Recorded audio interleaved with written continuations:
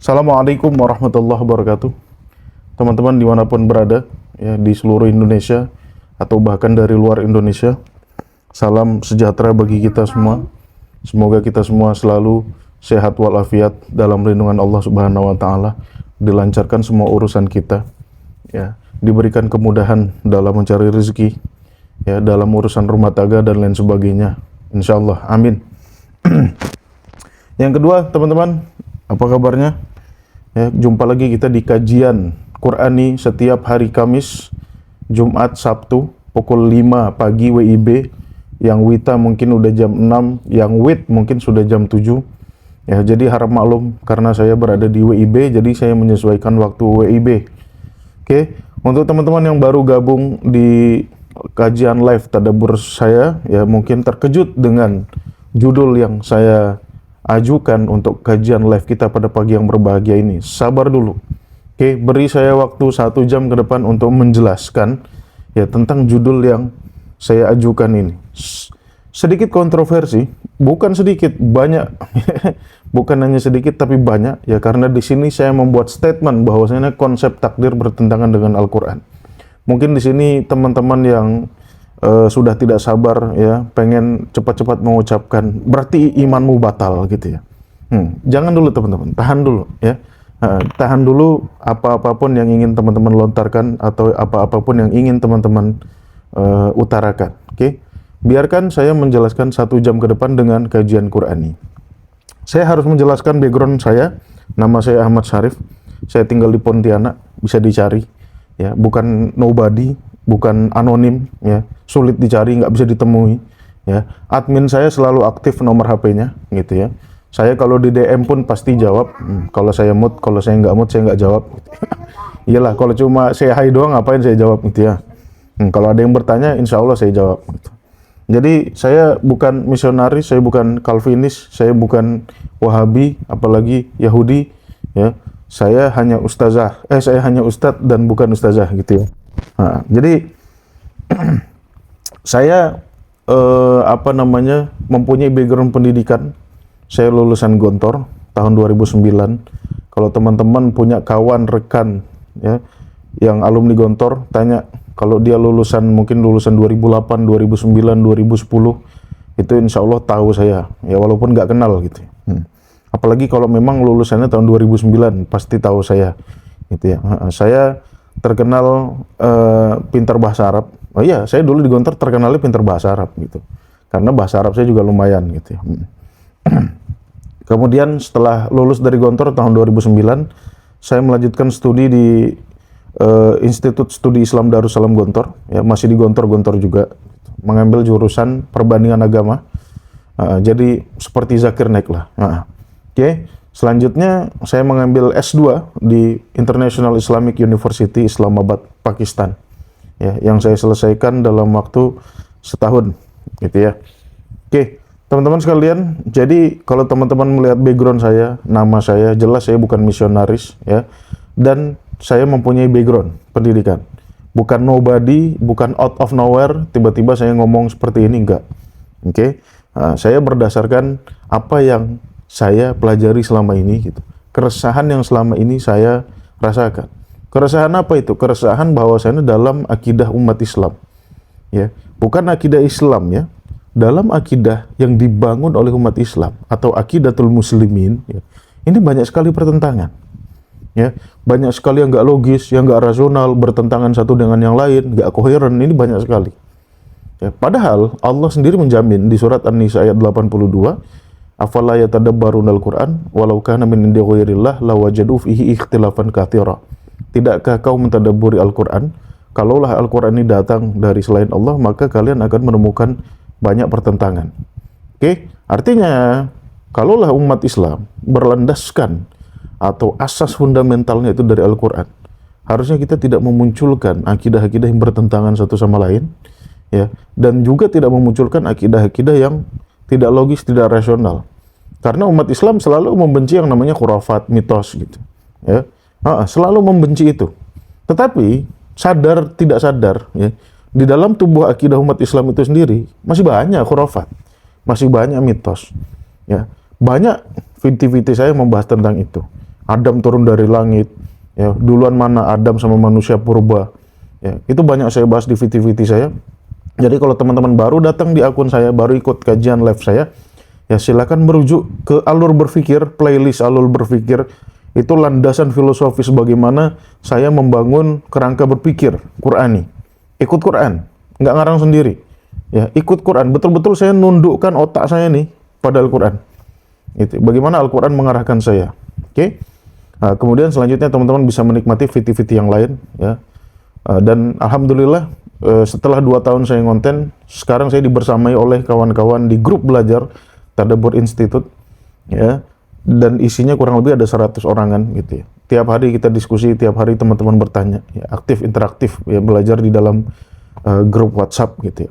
Jadi kalau teman-teman mau ikut belajar, ya biar nggak bingung sendirian gitu ya. Kalau teman-teman tertarik dengan kajian-kajian saya, mau ikut belajar nggak bingung sendirian gitu ya, silakan hubungin nomor admin yang ada di bio saya. Ya, silakan hubungi nomor admin yang ada di bio saya, biar kita bisa bersama-sama membangun epistemologi akidah, ya, yang sesuai dengan Al-Quran, yang tidak ada pertentangan di dalam. Oke, seperti itu. Nah, kajian kita pagi ini teman-teman ya, konsep takdir bertentangan dengan Al-Quran. Kenapa saya membahas judul ini? Karena judul ini merupakan salah satu bab akidah yang ateis atau orang-orang rasionalis, kaum positivisme, empirisme, ya, ini nggak menolak, jelas-jelas menolak. Kenapa? Karena bagaimana kehidupan kita, ya, di dunia ini, yang mana tiap entitas hidup itu memiliki otonomi, kok bisa dikatakan ditulis Tuhan gitu. Ya, ini jelas bikin pusing. Semua ditulis Tuhan. Semua Tuhan yang sudah menentukan. Ini jelas bikin pusing.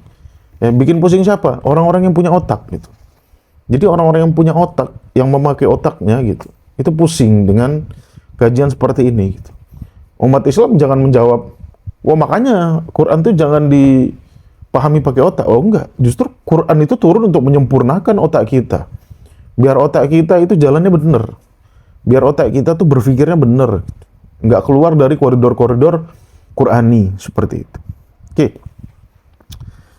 Nah, jelas judul yang akan saya angkat pagi ini berkaitan dengan rukun iman juga, gitu ya. Yaitu rukun iman ke-6. Oke.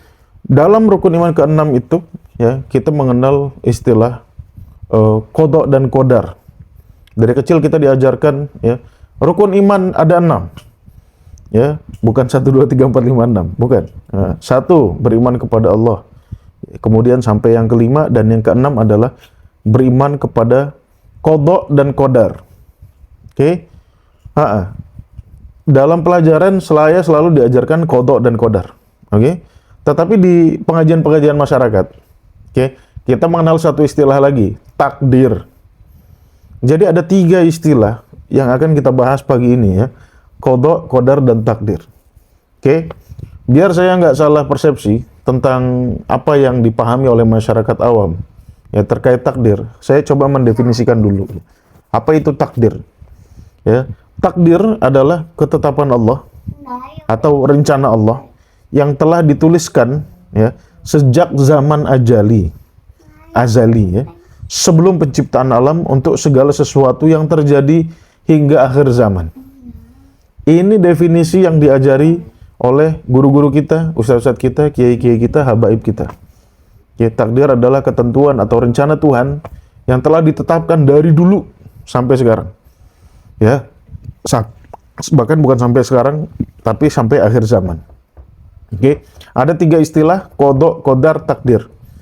Nah, dalam pembelajaran saya atau teman-teman mungkin ya diajarkan bahwasanya qadar adalah ketetapan Allah yang belum terjadi, sedangkan qada adalah ketetapan yang sudah terjadi. Atau kadang-kadang sebaliknya. Ya, kadang-kadang sebaliknya. Memang membingungkan gitu. Sehingga sekarang di masyarakat kita kerap kali mendengar orang berkata qadarullah, qadarullah, qadarullah. Ya, artinya dia merujuk kepada ketetapan yang sudah terjadi. Ya kan? Jadi artinya kebalik gitu.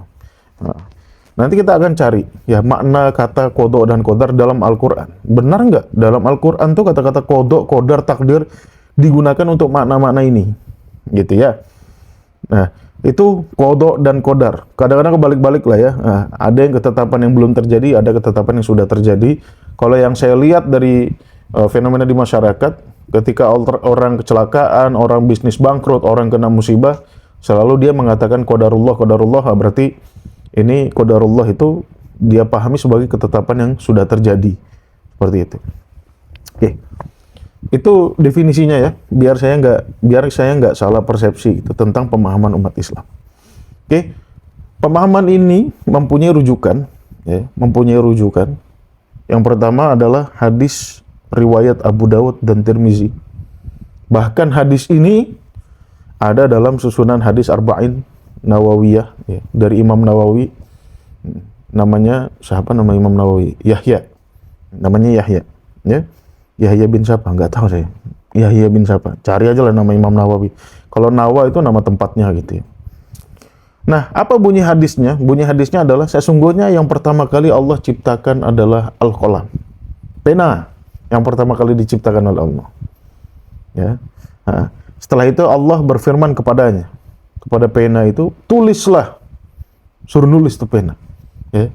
Kalau pena kita aja nggak bisa nulis ya kalau nggak ada orangnya gitu. Nah, ini Tuhan nyuruh nulis pena, nggak tahu lah gitu ya. Nah, tulislah. Kemudian ia menjawab, wahai Rob, apa yang harus aku tulis? Kata penanya. Ya, ini jangan tanya logisnya gimana, karena ini kata orang. Loh, itu kan hadis kata Rasul. Loh, kata siapa? Gitu. Yang bilang hadis kata Rasul siapa gitu? Hadis itu kata orang, menceritakan tentang Rasul. Makanya ada hadis riwayat Abu Dawud. Itu Abu Dawud menceritakan sesuatu tentang Rasul gitu. Bukan Rasul sendiri yang menceritakan tentang dirinya.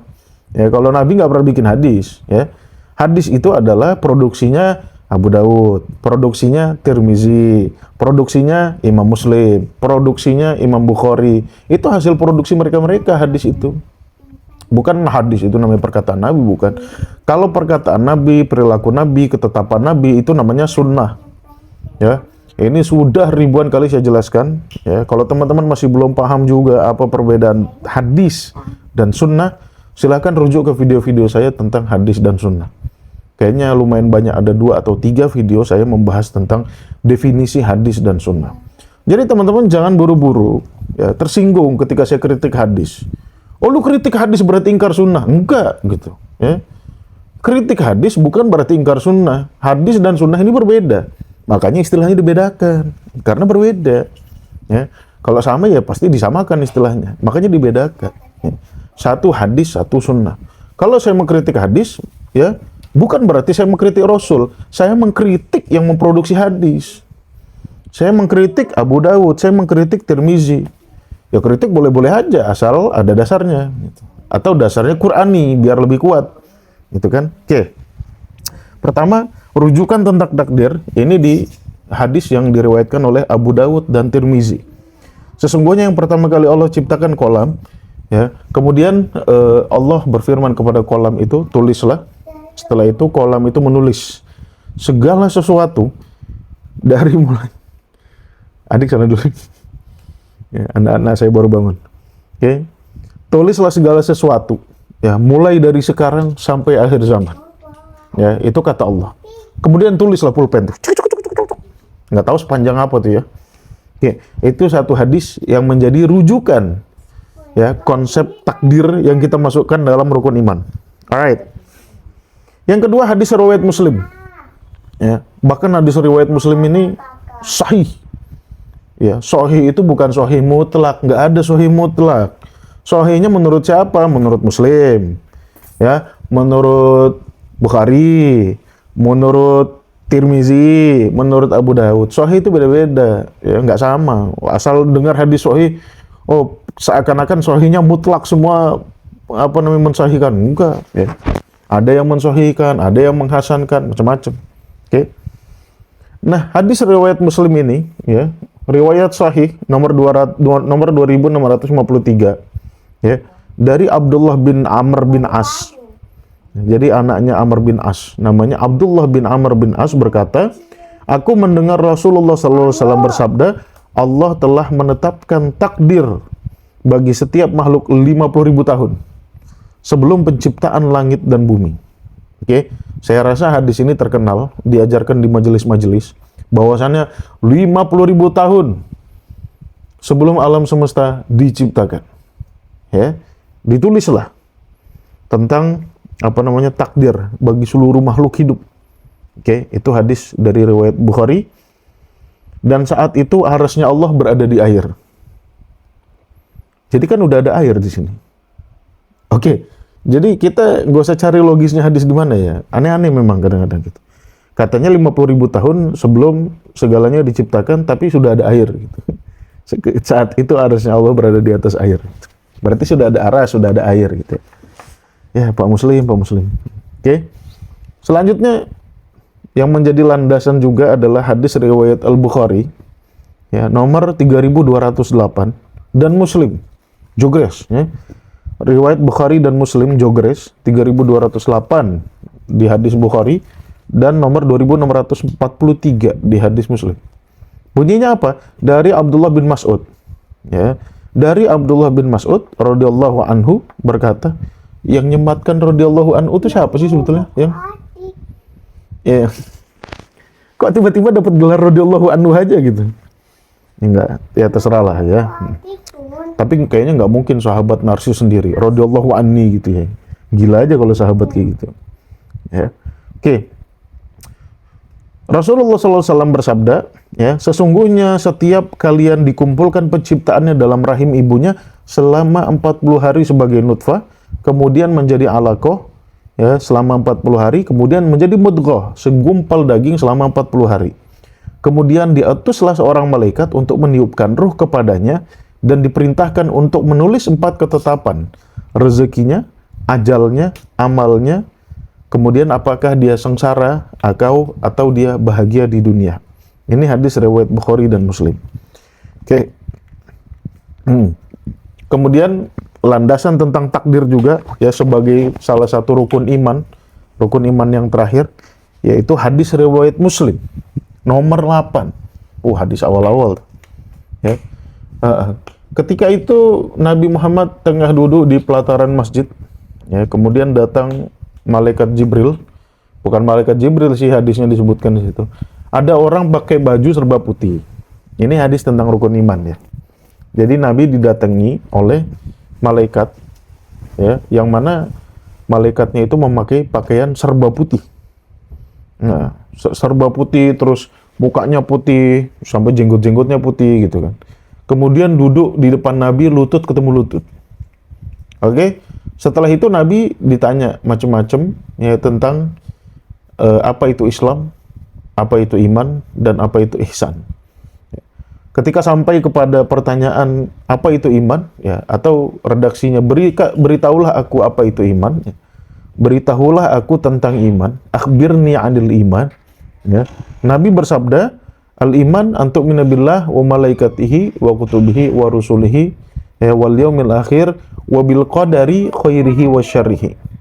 Dalam redaksi hadis ini disebutkan kata-kata qadar, ya, wa bil qadar khairihi wa syarrihi, baik dan buruknya.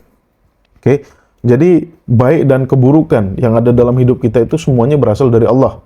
Ya, kita baik berasal dari Allah, kita buruk pun berasal dari Allah. Kalau kita merujuk kepada hadis Pak Muslim, ya, ini jelas hadis sahih ini, ya, jelas hadis sahih. Oke, nah, selain daripada hadis-hadis ini, ya, ada juga ayat-ayat Al-Quran yang digunakan sebagai dasar, ya, untuk mengabsahkan akidah takdir, ya. Apa-apa saja akidah-akidah atau ayat-ayat yang digunakan sebagai landasan untuk takdir. Yang pertama ada surat Al-Qamar ayat 49, ya. Surat Al-Qamar, surat ke-50-an kalau nggak salah, ayat 49, di mana Allah berfirman, inna kulla syai'in khalaqnahu biqadarin. Ya, inna kulla syai'in khalaqnahu biqadarin. Teman-teman boleh buka Qur'annya, ya. Siapa tahu saya keliru, siapa tahu ayatnya nggak pernah ada di Quran gitu, ya. Nah, itu ada di surat Al-Qamar ayat 49, inna kulla syai'in khalaqnahu biqadarin. Yang diartikan sesungguhnya segala sesuatu, ya, kami ciptakan dengan takdir gitu, dengan ketentuan. Itu makna dari apa yang diekstraksi dari akidah takdir ini. Oke. Kemudian yang kedua, surat Al-Furqan ayat 2. Ya. Wa khalaqu kulla syai'in faqaddarahu taqdira. Dan Allah telah menciptakan segala sesuatu, ya, dan telah menentukan takdirnya. Oke. Ini landasan kedua dari Al-Qur'an yang memperkuat, ya, konsep takdir. Oke. Yang ketiga, Al-Ahzab ayat 38. Wa kana amrullahi qadaram maqdura. Yang mana perintah Allah adalah qadar makdur, yang disebutkan kata-kata qadar juga di situ. Oke, ini landasan ayatnya ya, yang digunakan oleh akidah umat Islam untuk mengesahkan konsep takdir. Kemudian yang terakhir adalah surat Al-Hadid ya, ayat 22.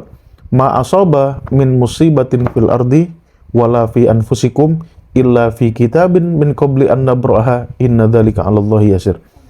Ya, yang mana seluruh bencana yang menimpa kita di muka bumi ini itu ya telah ditetapkan. Oke, ini merujuk kepada terjemahan Kemenak ya, telah ditetapkan ya dalam sebuah kitab ya sebelum itu terjadi. Oke, inilah beberapa ayat yang digunakan untuk mengesahkan ya atau untuk melegitimasi ya konsep takdir yang diyakini umat Islam. Nah, lantas kemarin saya sempat diskusi dengan Guru Iswan, apakah sebelum Islam ada akidah-akidah serupa ya menurut literatur-literatur yang ada? Ternyata nggak ada ya. Sebelum Islam nggak ada tuh akidah-akidah takdir-takdiran kayak seperti yang diyakini umat Islam gitu.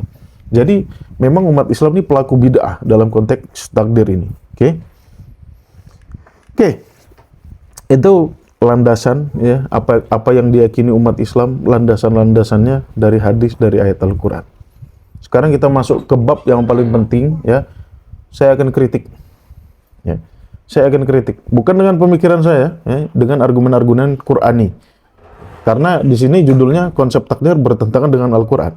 Maka argumentasi yang saya lontarkan harus bersifat Qur'ani ya, tidak boleh bertentangan dengan Al-Qur'an. Oke, biarkan saya jelaskan.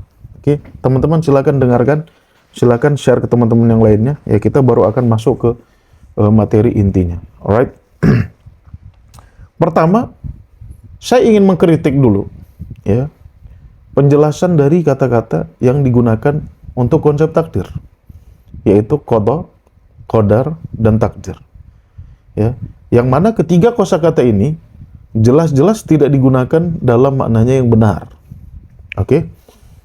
Pertama, kata-kata qada. Oke. Kenapa kita harus kembali kepada kaidah bahasa Arab? Ya karena jelas Allah menurunkan Al-Qur'an ini sebagai Qur'anan Arabiyyan, bilisanin Arabiyyin mubin.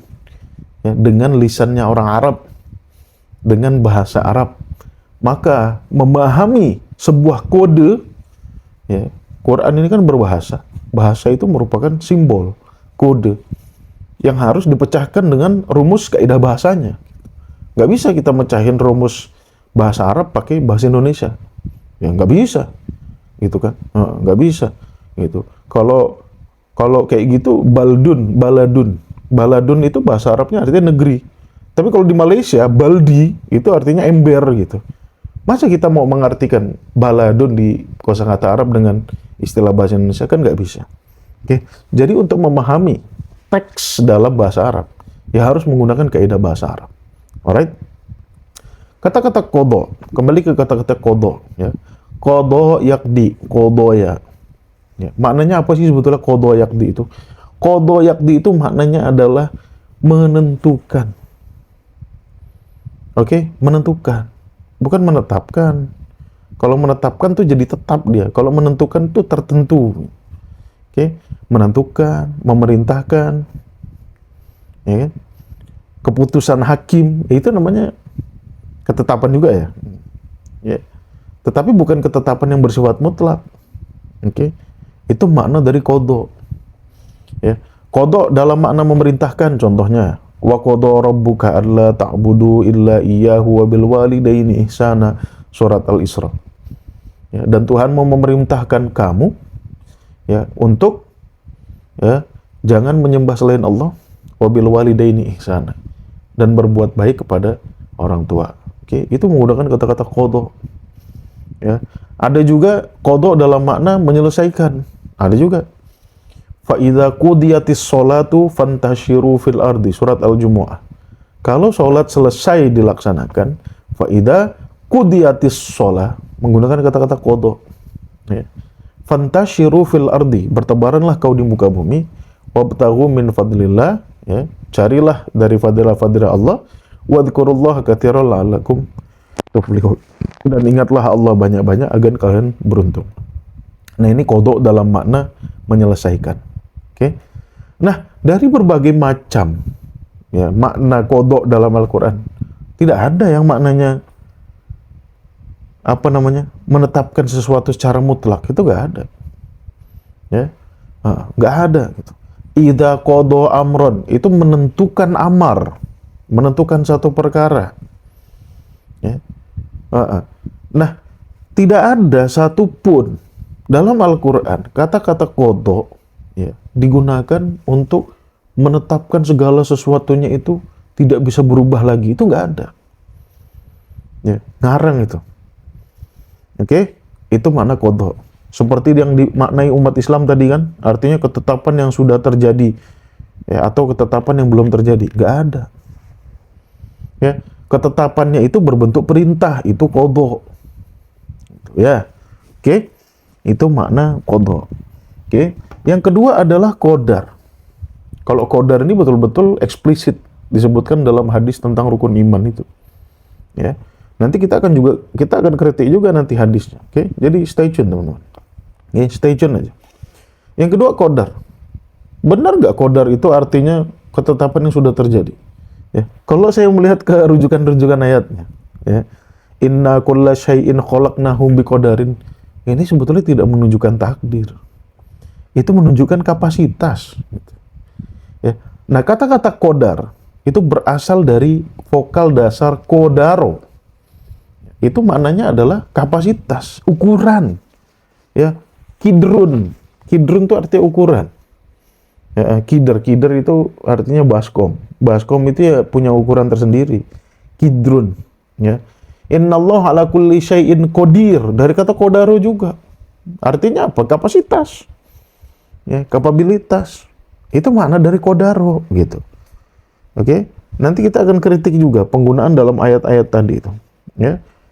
Nah, contoh di ayat tadi yang saya sebutkan Al-Ahzab ayat 38, wa kana amrullahi qadaran maqdura.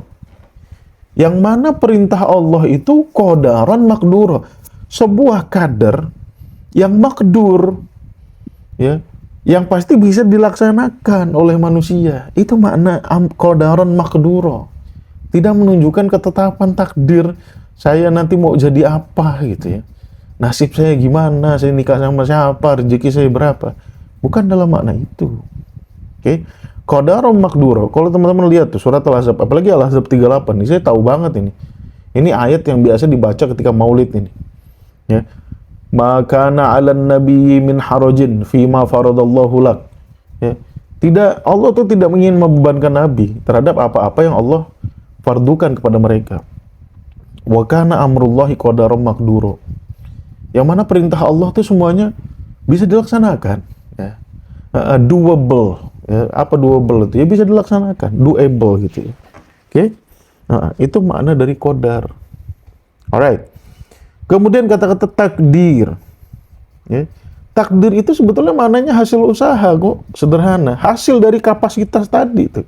Kalau qadar itu artinya kapasitas, kapabilitas, hasil dari qadar itulah namanya takdir. Makanya kalau teman-teman pernah merasakan pendidikan pesantren atau pendidikan diniyah dimanapun, di level apapun, pasti pernah dapat tuh, ya, takdirud darajat.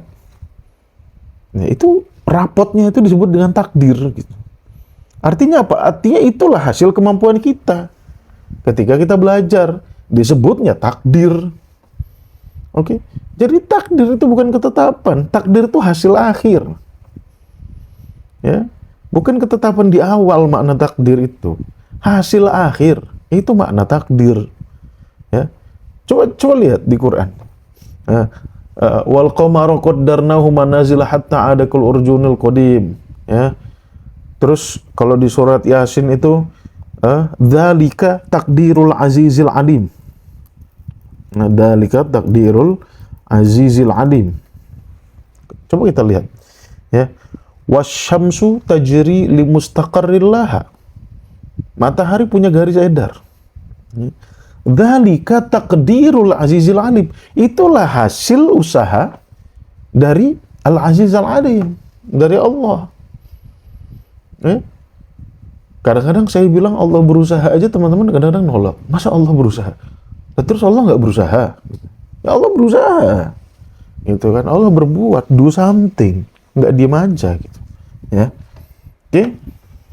Kadang-kadang saya nyeplos Allah berusaha aja, dengan orang-orang sok-sok tauhid itu dibantah gitu. Kok Allah berusaha? Lah terus, masa Allah diam aja?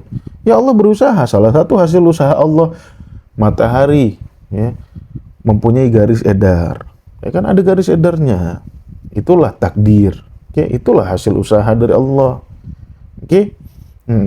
Kemudian ada satu kosakata juga yang selalu disalah artikan, yaitu kata-kata kitab. Ya, kitab itu nggak harus artinya kayak gini loh. Kitab itu nggak harus artinya kayak gini. Ya, ada tulisan di dalamnya. Sehingga ketika kita menemukan surat Al-Hadid tadi itu ayat 22 tadi, ma asaba min musibatin fil ardi wala fi anfusikum illa fi kitab.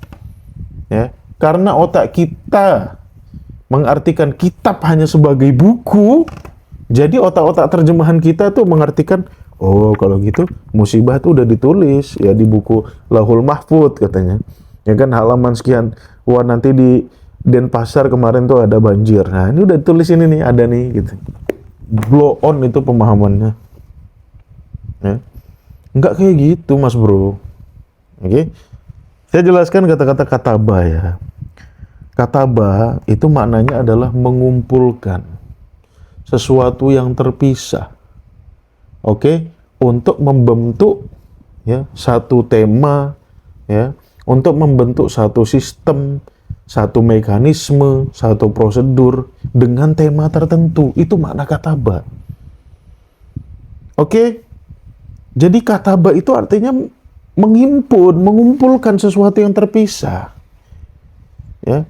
Contoh yang paling jelas, contoh yang paling jelas, menulis itu iya, kataba juga, karena ketika menulis itu kita menghimpun huruf-huruf ini sehingga menjadi kata demi kata menjadi kalimat menjadi paragraf. Ya. Kataba itu, menulis itu dimaknai kataba karena maknanya ini menghimpun. Ya, oke. Saya jelaskan. Saya kasih satu ayat yang menjelaskan bahwasannya kataba itu artinya tidak harus menulis. Oke. Surat tentang hutang. Ya, surat tentang hutang. Al-Baqarah 282. Ya. Silakan teman-teman buka. Ya. Ayat ini pun disalahartikan sama umat Islam. Ya, emang umat Islam belajar lagi lah, yang banyak lah gitu. Biar apa? Biar otaknya tuh logis dalam memahami Al-Quran.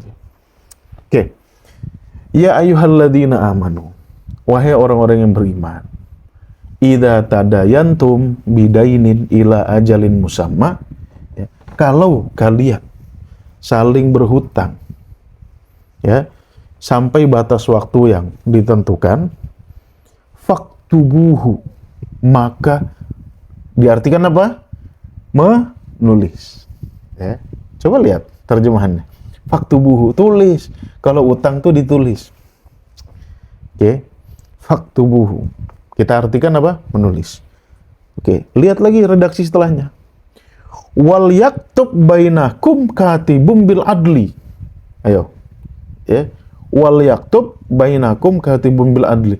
Dan agar yang menulis itu penulis yang adil.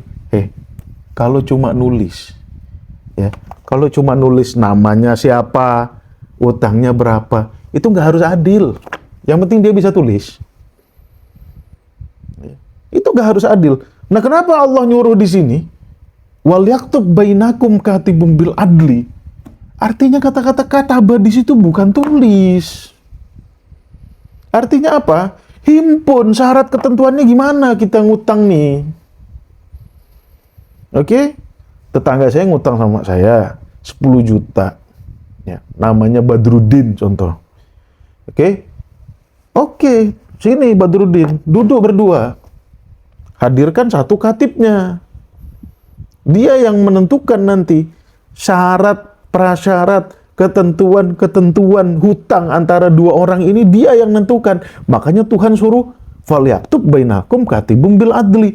Kalau cuma nulis, nggak harus adil, yang penting bisa nulis. Ya. Salah kan kita memahami ayat? Kenapa? Karena kita memahami kataba itu artinya cuma nulis. Oke. Nah, contoh kasus saya sama Badrudin nih. Badrudin mau minjem duit saya 10 juta. Ya udah, datangkan satu orang. Bro, saya Badrudin mau ngutang sama saya 10 juta. Oke, uktub. Tulis. Ya, apa saja ketentuannya? 1, jumlah hutang 10 juta. Ya, dibuat pada tanggal sekian. Akan dilunaskan kapan? Cara pembayaran kapan? Bagaimana? Mau cash, mau nyicil, dan sebagainya. Jaminannya apa kalau nggak bisa bayar? Ya kan? Ini namanya yaktub. Himpun ketentuan-ketentuan hutang tuh, gitu. Ya. Karena hutang ini biar tidak terjadi kericuhan antara orang yang punya utang dengan yang diutangin. Ya. Berapa banyak kita ribut tuh gara-gara utang. Dan kita mengartikan ayat ini cuma sekedar nulis nama gitu. Yang ada materinya aja kadang-kadang nggak selesai perkara itu. Ya kan?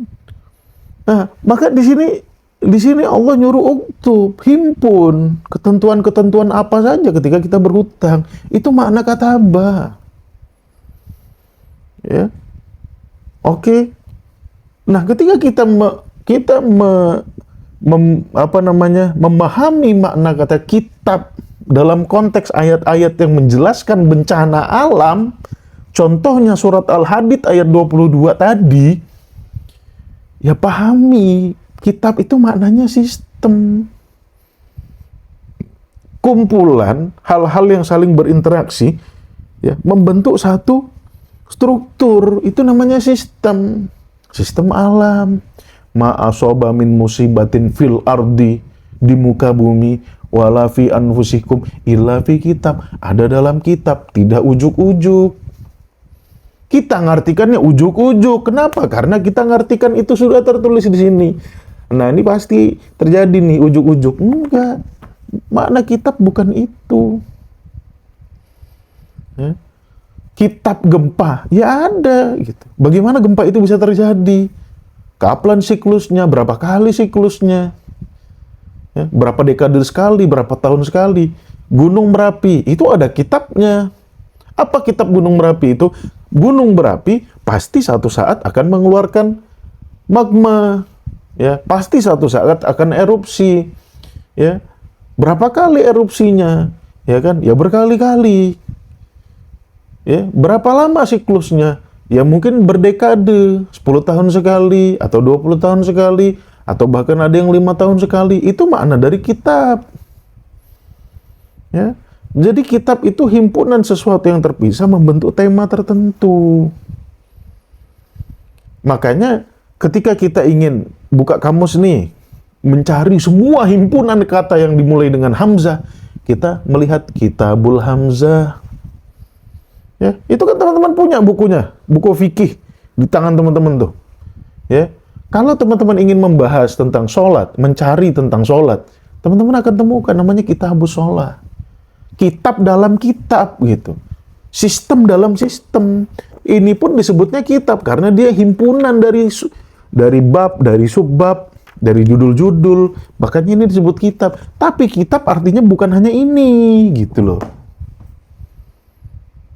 Ya, ini kalau mau pintar diajarin bahasa Arab tuh ngikut gitu, jangan nolak terus. Dzalikal kitabul la raiba fi. Mana kitabnya? Quran diturunkan, emang Quran turun gedebuk kayak gini, bentuk buku gini, turun dari langit. Kan enggak. Kok diartikan buku gitu? Kan aneh.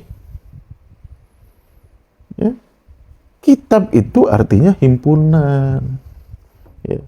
Himpunan segala sesuatu membentuk satu sistem, itu makna kitab. Quran nggak diturunkan kayak gini dari langit, gedebuk gitu, enggak. Ya. Terus mau kita artikan apa tuh dalikal kitab? Ya, mentang-mentang kita di rumahnya, oh Quran udah ada di sini. Ya, otak kita pikirnya mitos. Oh, berarti Nabi Muhammad diturunkan Quran dari langit gedebuk. Yang enggak. Enggak gitu, Pak D. Ya. Alright. Itu makna kitab. Ya, jadi kitab itu bukan artinya sesuatu yang sudah tertulis dan itu menjadi patokan lauh mahfud apa segala macam, bual semua itu. Oke. Jadi kritik saya terhadap istilah-istilah yang digunakan tadi, qada, qadar, takdir, kitab, ya, itu memang ada dalam Al-Quran istilah-istilah itu, tetapi tidak bermakna seperti yang konsep takdir jelaskan. Ya, tidak bermakna itu. Yang pertama. Yang kedua, ya, yang kedua, ayat-ayat tentang fase penciptaan. Ini semuanya tentang kholak semua nih. Allah ngomong nih. Ngomongin qadar tadi tuh. Ya, itu semuanya fase-fase penciptaan. Kita harus memaknai, ya, secara realistis dengan ilmu pengetahuan alam, bukan dengan pikiran mitos. Saya kasih contoh ya, bagaimana otak mitos kita bisa melahirkan akidah yang kacau balau. Ya, sumbernya sama-sama Quran gitu. Tapi apa yang kita simpulkan itu bisa kacau balau kalau otak kita mitos. Saya kasih contoh. Ya. Saya kasih contoh. Surat Adz-Dzariyat ayat 22. Silakan teman-teman buka. Oke. Surat Adz-Dzariyat ayat 22. Allah berfirman, wa fis samai rizqukum wa ma tu'adun. Di langit ada rezekimu dan apa-apa yang dijanjikan kepadamu. Oke. Kalau teman-teman memahami ayat ini dengan otak mitos, teman-teman akan kembali ke konsep takdir tadi. Oh, berarti rezeki kita, ya, sudah tertulis di langit. Gimana verifikasinya? Nggak bisa diverifikasi. Ya. Itu kalau kita memahami dengan otak mitos. Kalau kita tidak mau memahami Al-Quran pakai otak gitu, realistis sesuai dengan apa yang terjadi di alam semesta ini loh. Ya. Tapi kalau otak kita waras, kita mau memahami ayat ini dengan realistis, ya, kita paham nanti gitu. Oke? Oh, berarti yang dimaksud rezeki turun dari langit ini, kalau buah kan nggak mungkin ya turun dari langit. Gitu. Oh, berarti yang turun itu air. Air itulah yang pertama kali turun dari langit, ya kan? Turun dari langit. Bahkan kehidupan itu mulainya dari air. Kalau nggak ada air, nggak ada kehidupan, ya kan? Air inilah yang nantinya menumbuhkan tumbuh-tumbuhan. Air inilah yang nantinya akan berevolusi menjadi hewan. Ya. Hewan dan tumbuhan inilah yang nantinya bisa kita konsumsi sebagai rezeki kita. Itu makna fis samai rizqukum. Ya. Coba lihat ya. Kalau kita memahami pakai otak mitos, jadi gembel kita. Nggak bisa diverifikasi omongan kita tuh. Tetapi kalau kita memahaminya dengan ilmu pengetahuan, wa fis samai rizqukum. Kenapa di langit rezeki? Apa itu rezeki? Oh, rezeki ternyata hal-hal yang kita konsumsi untuk tumbuh dan berkembangnya makhluk hidup. Itu makna rezeki. Jangan diperluas. Jangan istri soleha rezeki. Istri soleha bukan rezeki. Ya. Jangan makna kata tuh diperluas terus gitu loh. Jadi rancu nanti. Ya. Ustadz tuh kebiasaan buruk gitu. Makna kata diperluas terus. Rezeki itu maknanya apa yang kita makan nih untuk tumbuh dan berkembang makhluk hidup itu rezeki. Ya. Nah, kita kan tumbuh dan berkembang dengan nutrisi. Nutrisi kita dapat dari makanan. Makanan kita itu bukan benda mati. Nggak ada manusia makan pasir, semen, marmer. Ya, nggak ada. Ya. Makanan kita itu pasti benda hidup. Tumbuh-tumbuhan, hewan. Nah, dari mana tumbuh-tumbuhan dan hewan itu? Semua entitas hidup tuh berasalnya dari air. Nggak percaya? Tanya aja saintis. Ya, pasti dari air. Bahkan kehidupan itu mulainya di laut, bukan di darat. Ya. Oh, ternyata dari air. Air yang di bumi ini dari mana sih? Oh, ternyata bukan dari bumi asalnya. Dari luar bumi. Turun ke bumi dalam bentuk bongkahan-bongkahan es. Pada satu titik tertentu mencair, menutupi seluruh permukaan bumi. Kemudian terjadi siklus hidrologi, hujan, ya. Kemudian dengan hujan inilah, ya, membawa tumbuhan-tumbuhan yang awalnya hidup di air, ya kan, bisa pergi ke darat dengan siklus hidrologi, dengan terbentuknya sungai-sungai. Tuh, kalau kita memahami Al-Quran dengan ilmu pengetahuan, kita dapat penjelasan dan realistis. Yang mana kalau kita jelaskan ke ahli biologi, ke ahli geologi, itu beriman mereka. Ya.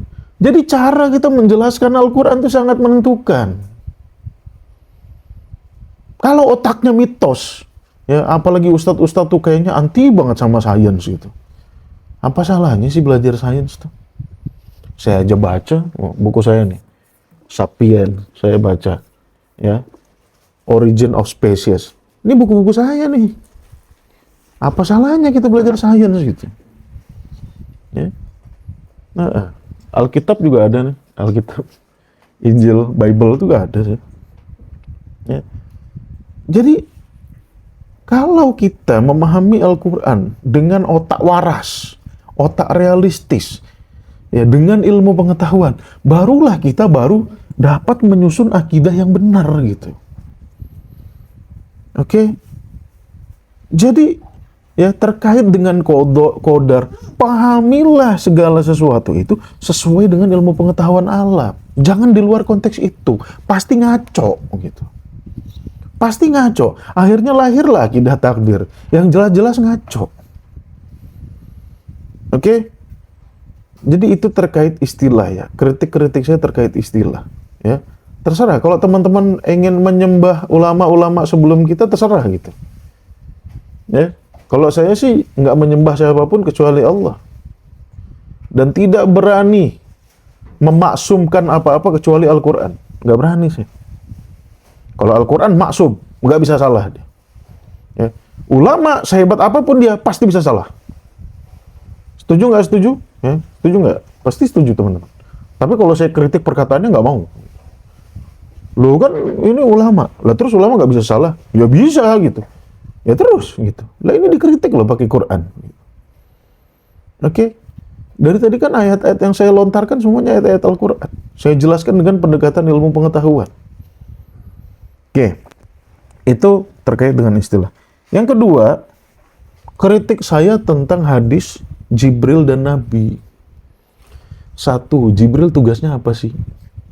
Jibril itu tugasnya nyampaikan wahyu. Selesai ya udah. Itu tugas Jibril.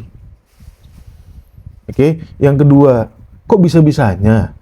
Ya, sejak kapan gitu? Jibril nyampaikan wahyu bisa dilihat sama orang gitu. Sejak kapan? Jibril tuh kalau datang ketika orang nggak ada. Berdua aja sama Nabi. Kok tiba-tiba Nabi duduk di masjid, Jibril datang kan? Ya, ini dari mana? Oke. Yang ketiga, hadis ini kan belum ada nih, ya. Jadi pengetahuan Rasulullah hanya sebatas Al-Quran. Ya, hadis ini belum ada.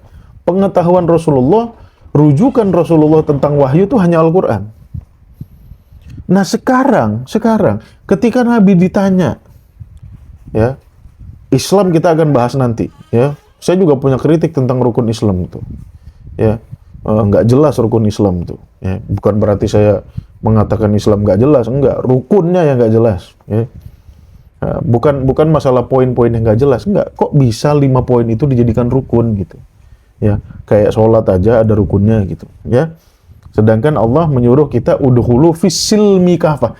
Masuk Islam tuh utuh semua. Jangan cuma sholat, zakat, syahadat kau ambil. Ya, berbuat baik sama tetangga nggak kau ambil. Ya, berlaku adil dari ketika pengadilan kau nggak ambil. Ya, melakukan yang halal, makan makanan yang halal nggak kau ambil. Jangan gitu. Islam tuh ambil semua. Ya, itu Islam. Jadi nggak mungkin Rasulullah jawab mahwal Islam. Islam itu syahadat, sholat, zakat, puasa ini. Nggak mungkin Rasulullah jawab itu. Referensinya dari mana?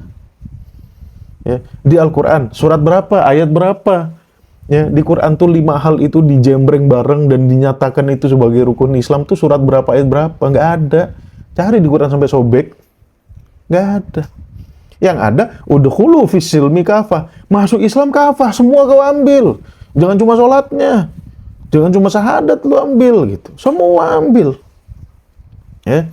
Itu terkait Islam. Oke. Nanti terkait Islam kita bisa bahas kapan-kapan. Terkait iman. Ya. Buka Quran An-Nisa 136 deh. Biar teman-teman jelas deh. Oke.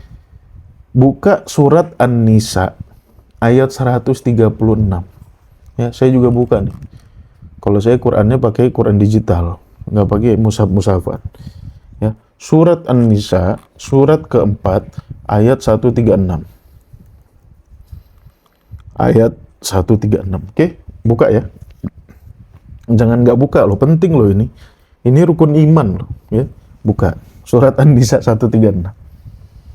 Oke, saya bacakan redaksi ayatnya. Ya ayyuhalladzina amanu, wahai orang-orang yang beriman. Aminu billahi wa rasulihi. Berimanlah kepada, ini ayat rukun iman nih, ya. Aminu billahi wa rasulihi. Berimanlah kepada Allah dan kepada Rasul.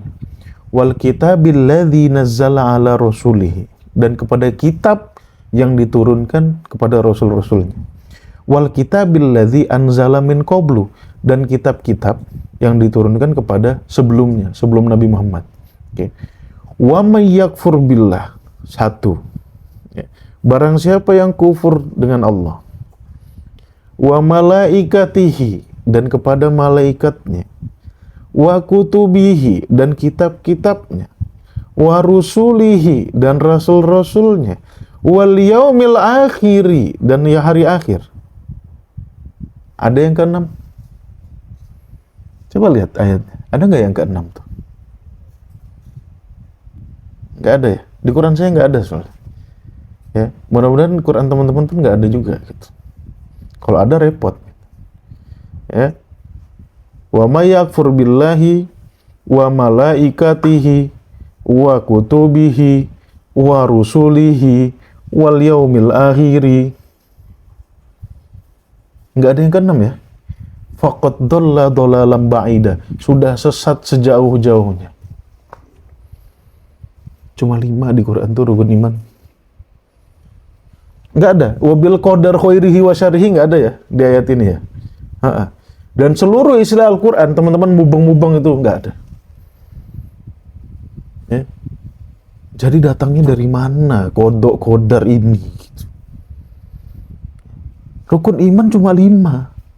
Dan ketika Nabi ditanya, ini yang bikin pusing nih. Ketika Nabi ditanya, ya, akhbirni anil iman sama Jibril. Kasih tahu aku dong tentang iman. Jibril bodoh-bodoh juga, ngapain nanya Nabi akhbirni anil iman gitu. Ya dia kan udah tahu gitu loh. Ya. Terus Nabi jawab al iman billah. Oke, 5 poin ini Nabi nggak ngomong pun kita tahu, ya. Karena ada di Quran. Lah rujukannya dari mana Nabi tambahin 1 poin lagi tuh? Dari mana rujukannya? Di Quran nggak ada, di Quran kodok-kodar disebutkan dalam makna itu. Ya, dari mana itu rujukannya? Kok Nabi? Apakah kita akan menuduh Nabi itu ngarang? Kan nggak mungkin. Ya, kalau ada yang berani nuduh Nabi ngarang, ya, saya akan Ya, saya nggak bisa ngapa-ngapain. Ya, terserah aja gitu. Tetapi nggak boleh lah kita nuduh Nabi ngarang. Ya. Jadi dari mana? Dari mana datangnya rukun iman ke-6 nih, dari mana? Bikin pusing emang. Dan itu dijawab Nabi dalam hadis ini. Rujukannya dari mana pengetahuan Nabi? Nabi kan kalau ngomong katanya Quran. Nggak mungkin Nabi ngomong di luar Al-Quran. Lah terus kok Nabi nambah-nambah? Kan nggak mungkin. Ya, itu yang pertama. Ya, terkait dengan ayat. Yang kedua, ya, disebutkan dalam hadis itu bahwasannya kita harus beriman kepada qadar, ketentuan Allah, khairihi wa syarrihi, baik dan buruknya kita harus, ya, harus percaya bahwasannya itu datangnya dari Allah. Oke. Buka surat An-Nisa ayat 49. Jangan nggak buka nih, perkara iman nih. Ya, surat An-Nisa 49. Ya, surat An-Nisa 49 ayat 79. Oke, buka ya. Oke. Silakan teman-teman baca sendiri. Oke. Ma asabaka min hasanatin faminallah. Yang baik-baik datang kepada dirimu itu sumbernya dari Allah. Oke. An-Nisa 79. Wa ma asabaka min sayyi'atin famin nafsik. Kalau ada yang buruk-buruk datang kepada dirimu, salahmu sendiri. Kata Tuhan ya, bukan kata saya. Oke? Jelas ya? Kata Tuhan jelas ya. Yang baik-baik datang dari Allah, yang buruk karena kau sendiri. Oke? Dipisahkan sama Al-Quran nih.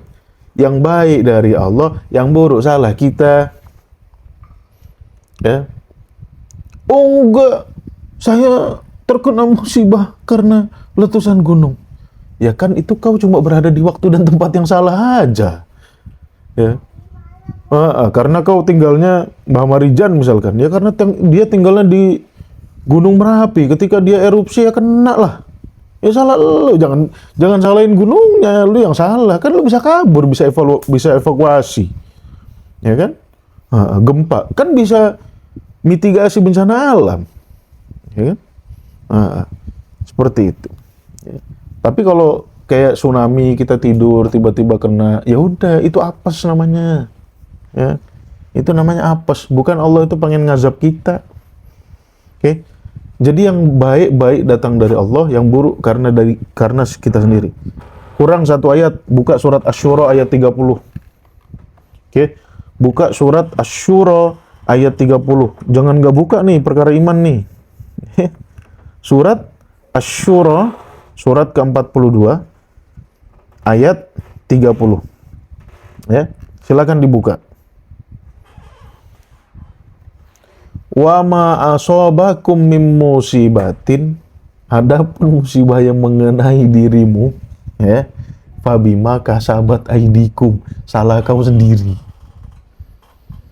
Kalau musibah fil ardi, ya, itu memang karena kitabnya begitu, karena siklusnya begitu.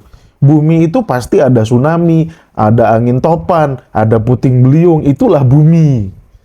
Ya, ada gunung Merapi yang akan bererupsi, ya, ada tsunami, itulah bumi. Ya.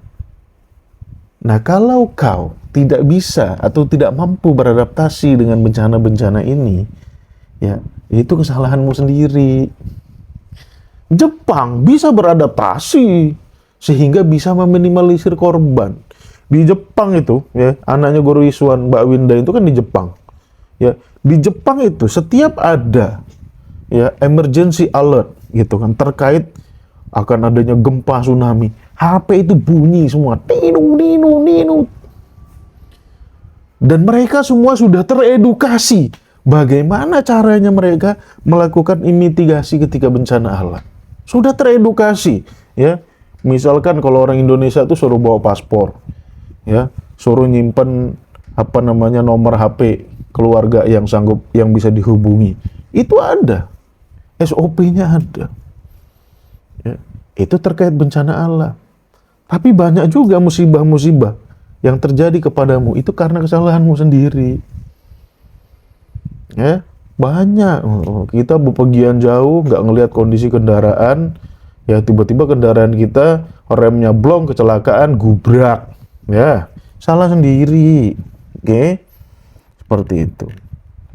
Oke, itu kritik hadis. Ya, pakai ayat Quran nih saya kritiknya nih.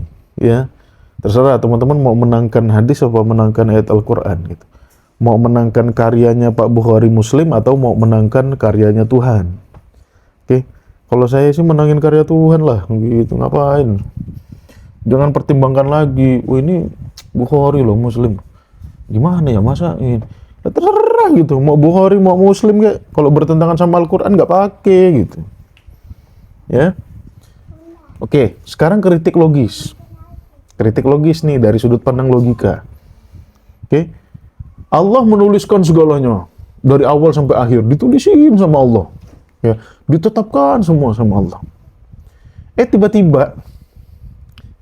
Tiba-tiba Allah menurunkan Al-Quran yang isinya perintah larangan. Ini aneh bener gitu. Jadi saya itu kayak udah nulis nih. Oke, ini skenario film ya.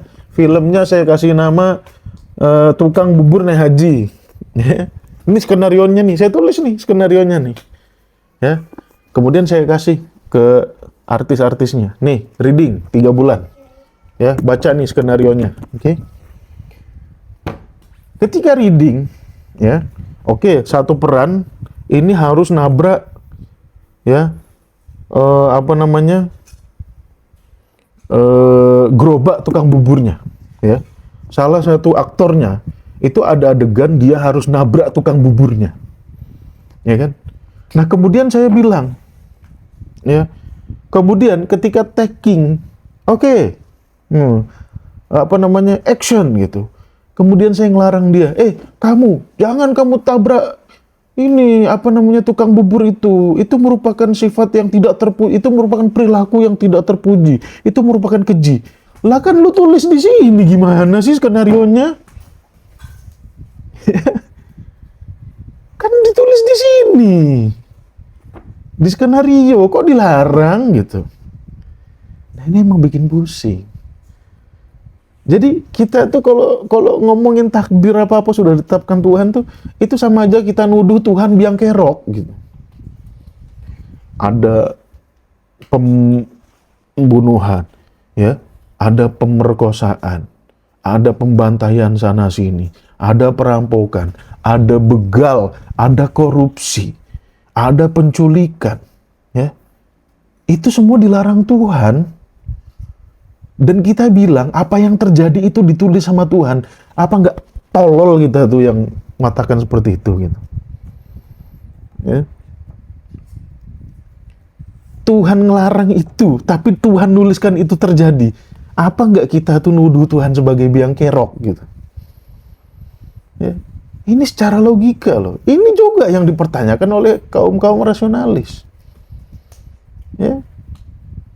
Oke. Jadi kalau Allah menuliskan segala sesuatu, terus tiba-tiba Allah datang di tengah melarang, memerintahkan begini-begini, apa nggak gila namanya? Ya, tentu Tuhan kita tidak gila, gitu. Oke? Itu yang pertama. Yang kedua, namanya skenario nih, seperti saya ngomongkan tadi, itu harus ada janjian sama si sutradaranya. Kenapa kenapa sutradara harus janjian sama aktornya? Karena aktor itu entitas otonom, bukan batu. Ya.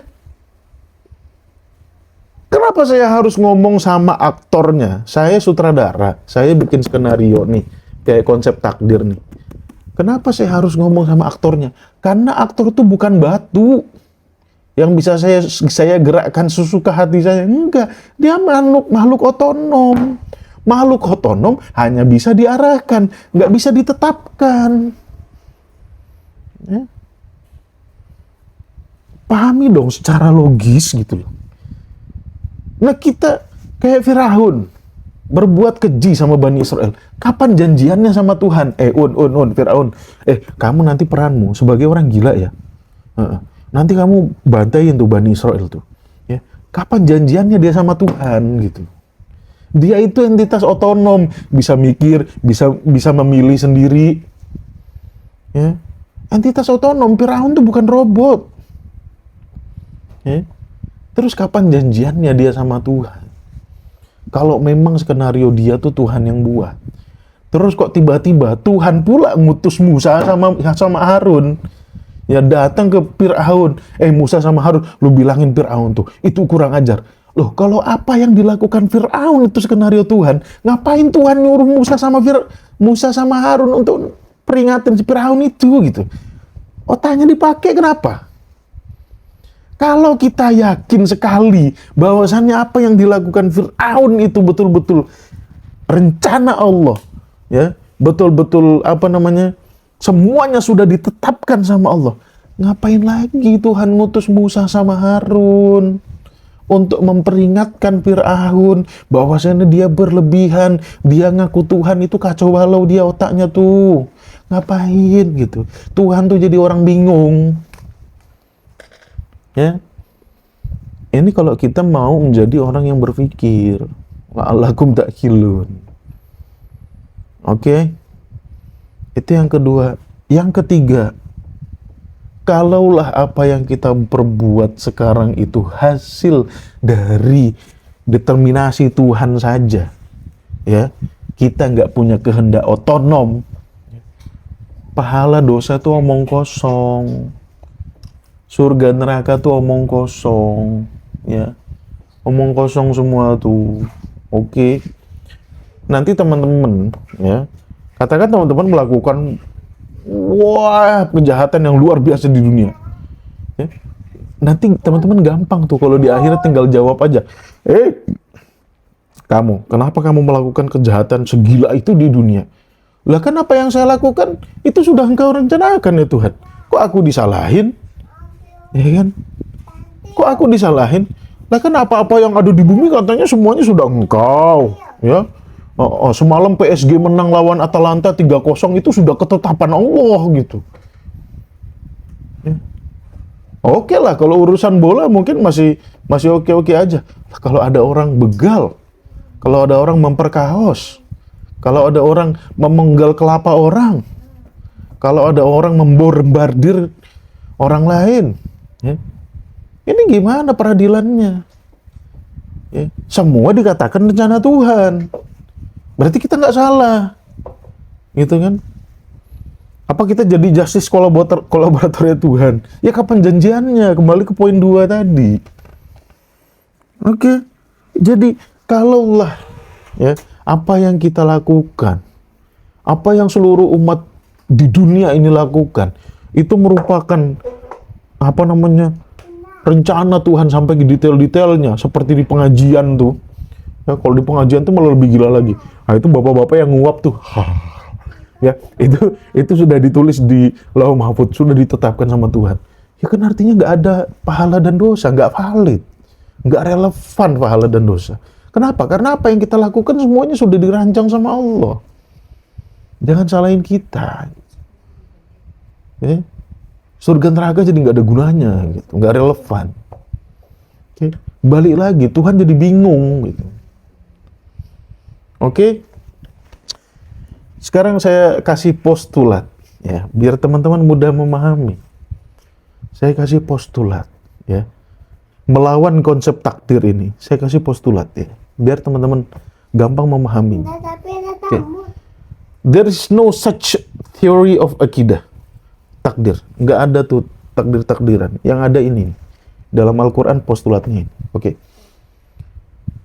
Allah mempunyai otonomi, jelas. Punya kehendak subjektif, mempunyai kehendak bebas, jelas. Manusia pun punya kehendak bebas. Ya, manusia juga punya kehendak bebas.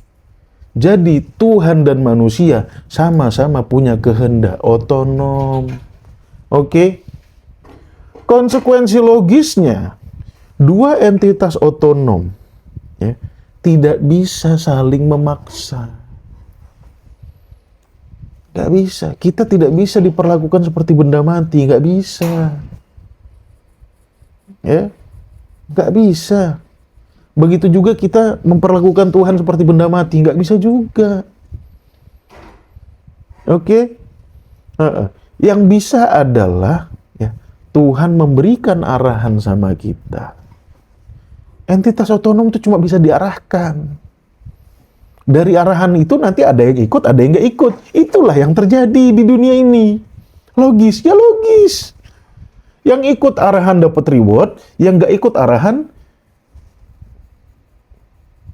ya dapat konsekuensinya. Allah nggak bisa maksa.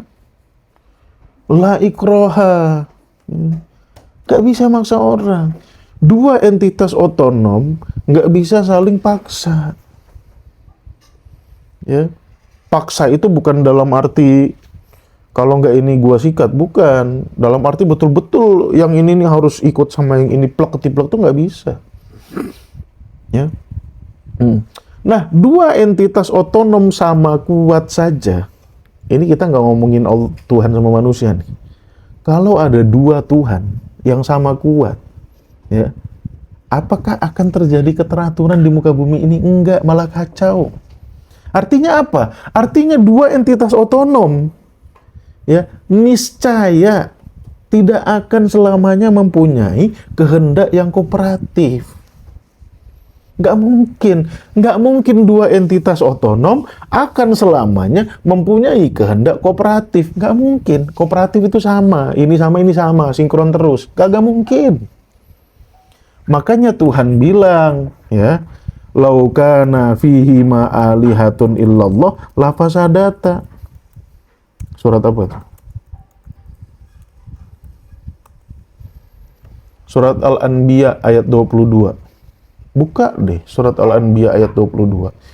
Kalau ada dua Tuhan, sama-sama punya otonomi, kekuatannya sama-sama hebat, ya, itu nggak bakal terjadi keteraturan. Kenapa? Karena dua entitas otonom tidak mungkin selamanya memiliki kehendak kooperatif. Titik. Itu logis. Nggak mungkin bisa dibantah. Ya? Nggak mungkin bisa dibantah. Saya sama istri aja yang kita itu kan menjadi satu karena banyak kesamaan. Itu nggak selamanya sinkron. Makanya Tuhan bilang la fasadata. Di alam semesta ini kalau ada dua Tuhan rusak nih, gitu. Makanya harus ada satu aja, gitu. Ya. Nah, itu kalau entitas otonomnya sesama level. Kalau beda level, ya, Tuhan hanya bisa ngarahkan ini manusia. Dan Tuhan hanya bisa mengkasih reward sebagai showing power kepada manusia. Ya, kepada kaum Nuh, tenggelamin, kepada kaum Lot, dihabisin, kepada kaum Nabi Syuaib, kepada kaum Nabi Hud, kepada kaum Nabi Soleh, itu dibantai semua sama Tuhan. Tapi itu di awal-awal aja, gitu. Kenapa? Karena level intelektualitas manusia ketika itu masih rendah. Ya, kalau dalam pertumbuhan anak itu mungkin umur-umur SD sampai SMP lah. Nah, manusia hari ini tuh udah bapak-bapak, udah umur 30-an kali. Ya, makanya Nabi udah selesai. Ya, petunjuk umum pun udah diturunkan, udah habis, nggak ada Nabi lagi. Ya, karena kita dianggapnya sudah dewasa. Ya, sudah bisa memanage, ya, kehidupan kita sendiri. Ya, nggak ada lagi azab-azab yang diturunkan sama Allah, udah. Ya, di surat Yasin itu kan berkali-kali, in kanat illa soyhatan wahidatan. Nggak ada lagi azab-azab, tiba-tiba udah kiamat aja gitu, kata Tuhan. Kenapa? Ya karena Tuhan nganggap kita sudah dewasa. Ya. Nah, jadi kalau entitas otonom nggak mau ngikut entitas otonom yang lebih superior, ya itulah berlaku pahala dan dosa, itulah berlaku konsekuensi di akhirat, gitu loh. Jadi sinkron, ya, antara postulat yang saya obrolkan tadi dengan akidah pahala dan dosa, dengan konsekuensi surga dan neraka, sinkron. Tuhan nggak bisa maksa seperti robot, nggak bisa. Tuhan hanya bisa ngarahkan. Kau kan otonom, aku arahkan ya. Kalau kau mau, ya kau dapat reward. Kalau kau nggak mau, tanggung konsekuensinya. Gitu. Tuhan hanya bisa showing power kepada entitas otonom. Ya, seperti itu. Nggak bisa otonomi kita dicabut, nggak bisa gitu. Ya, yang otaknya udah bermasalah pun masih punya otonomi, orang gila tuh. Ya. Nah, jadi inilah postulat antar entitas otonom. Biar kita nggak pusing-pusing lagi sama akidah takdir. Jadi konsep takdir itu bertentangan sama Al-Quran. Ya, pandai-pandai kita dalam hidup ini. Apa misalkan? Ya, hidup, mati. Ya, hidup kita. Apakah hidup kita terjadi gedebuk, turun dari langit? Kan enggak. Hasil dari hubungan biologis bapak ibu kita. Kenapa bapak ibu kita hubungan biologis? Ya karena itu nikmat. Yang kedua pengen punya keturunan. Ada sebab akibatnya. Ya, kita hidup itu bukan gedebuk dari langit. Ada rentetan sebab akibatnya. Ya. Ya. Dan kita lahir nggak tahu apa-apa. Wallahu akhrajakum min butuni ummahatikum la ta'lamuna syai'an. Jangan dibilang kita tuh dari alam antah berantah kemudian brojol masuk ke tubuh bayi. Itu blow on, nggak Qur'ani itu. Ya, kita lahir tuh nggak tahu apa-apa. Memang proses alam gitu loh. Bukan Tuhan nentukan. Ya, saya pengen punya anak berapa? 2. Ya udah. Saya bikin anak 2 kali, ya. Istri saya hamil 2 kali, habis itu selesai vasektomi. Ya udah gitu. Kagak bakal istri saya punya anak lagi. Ya, dari mana gebuk-gebuk dari langit? Ya, kadang-kadang kita, wah ini saya diberikan keturunan oleh Allah 11. Mbok kira malaikat Jibril nganterin anak ke rumahmu, ngetok pintu. Assalamualaikum Pak, ini anak dari Tuhan. Kau suruh jagain. Ya, kita ngomong seakan-akan itu yang terjadi gitu loh. Allah ngasih kita keturunan sekian gitu. Lah enggak, itu kan kehendak lu. Ya, kalau lu berkehendak tapi kondisinya mandul, nggak bisa juga gitu. Jadi berpikirlah logis. Ya, kaitannya apa? Kaitannya nanti ke hal-hal yang praktikal. Ya, contoh apa? Contoh, lihat kondisi ekonomi. Kalau ekonominya bagus, punya anak 11, bodo amat. Bodo amat. Ya. Ekonominya bagus. Raffi Ahmad misalkan. Punya anak 11, bodo amat. Ya. Atau lah, oke. Ekonominya biasa aja gitu.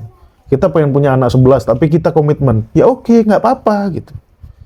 Yang nggak boleh kata Tuhan tuh, ya, kau bikin anak, kau telantarin, itu yang nggak boleh. Gitu. Kau bikin anak, ya tiba-tiba lahir dihilangkan nyawanya, karena kau tidak mampu secara ekonomi, itu yang nggak boleh. Gitu. Ya. Jadi itu teman-teman ya, terkait jodoh, ya. Terkait jodoh itu terkait rezeki ya. Terkait jodoh, kan kita suruh pilih. Ya, Nabi pun suruh pilih. Carilah wanita yang soleha, ya kan? Quran pun ngatur siapa-siapa aja yang boleh kita nikahi. Jangan nikahi musyrik, ya kan? Artinya apa? Artinya belum ditentukan siapa jodohmu. Itu loh artinya. Makanya Tuhan ngatur. La wala tankihul musyrikat hatta yu'minna. Jangan nikahi orang musyrik sampai dia beriman. Apa ini Tuhan ngatur nih? Karena jodoh kau belum ditentukan. Makanya Tuhan ngatur, kau bebas pilih siapapun yang mau kau nikahi. Kenapa Nabi bilang, ya pilihlah perempuan dari kecantikannya, kemudian dari nasabnya, kemudian dari hartanya, yang paling utamanya dari agamanya. Kenapa Nabi suruh kayak gini? Karena jodohmu belum ditentukan. Okay. Makanya disuruh pilih. Mati kita pun belum ditentukan. Tapi kalau perkiraannya ada. Yang ada tuh perkiraannya, kitabnya. Namanya manusia nggak mungkin hidup 1000 tahun. Kagak mungkin. Itu rentang hidupnya, harapan hidupnya udah ditetapkan. Yang ditetapkan itu harapan hidupnya, bukan umurmu berapa, bukan. Ya, kalau mau isdat sekarang bisa, ayo. Ya, mau isdat abis ini bisa. Loncat aja dari gedung 50, lantai 50. Ya. Bisa-bisa aja gitu. Saya jamin dari 50, kalau lantai 3 itu masih rendah, dari lantai 50. Ya. Ya kan? Mau hidup panjang, ya bisa gitu. Jaga kesehatan. Jangan cari penyakit, jangan cari bahaya. Bisa gitu. Ya. Bisa. Jaga kesehatan, jangan makan sembrono. Ya. Jaga kesehatan pernapasan, jaga kesehatan otak, jaga kesehatan organ pencernaan. Itu yang paling utama. Tetapi rentang hidup kita tetap sudah ada, nggak mungkin. Regenerasi sel manusia itu hanya mampu bertahan di umur 125. Setelah itu berhenti regenerasi sel. Ya. Itu menurut Dr. Ryu Hasan. Ustadz saya tuh Ryu Hasan. Di umur 125, kemampuan regenerasi sel tuh udah berhenti. Nah itu, tetapi sebelum itu, atau setelah itu, ya masih bisa hidup. Cuman nggak mungkin manusia umurnya sampai 300, 400, 1000. Nggak mungkin, nggak ada manusia umur 1000 tahun. Lu Nabi Nuh 1000 tahun, lah beda itu hitungannya. Ya. Itu hitungannya beda. Cari aja di VT saya udah pernah jelaskan kalau nggak saya umur Nabi Nuh tuh. Oke? Jadi itu teman-teman, ya. Jadi kalau saya dengan teman-teman di Tadabbur Institute tuh, udah dibuang nih takdir tuh, udah nggak ada. Sekarang pandai-pandai kita berusaha, pandai-pandai kita minta sama Tuhan. Ya. Udah nggak ada nih kalau Mas Wahyu, Dr. Saparudin dan kawan-kawan nih, takdir-takdirnya udah nggak ada nih, udah hilang. Ya. Apalagi Mas Wahyu tuh, buang aja tuh akidah takdir jauh-jauh. Bikin kita nggak maju. Umat Islam kalau mau maju ya, sekarang lihat loh, dalam 3 bulan terakhir ya, negara bintang Daud tuh sudah nyerbu 6 negara Muslim. Ya, mau nunggu takdir, ya silakan aja gitu. Jadi orang-orang bodoh lah kita kalau nunggu takdir. Ya perjuangkan gitu. Masa nunggu takdir? Masa 6 negara udah diserang masih diem aja gitu? Yang ada malah jemputan apa tuh? Orang kirim kapal jemput masyarakat Palestina. Ya, kalau mau tuh bombardir bareng gitu ya. Masa cuma dijemput kasih makanan gitu. Ya. Oke. Itu teman-teman pembahasan kita tentang takdir pada pagi yang berbahagia ini. Mudah-mudahan bermanfaat untuk menjadi pengetahuan kita semuanya ya. Kembali lagi ya, saya tidak bisa memaksakan teman-teman dalam berkeyakinan ya. Walaupun teman-teman muslim sekalipun ya, saya nggak bisa memaksa teman-teman, silakan aja.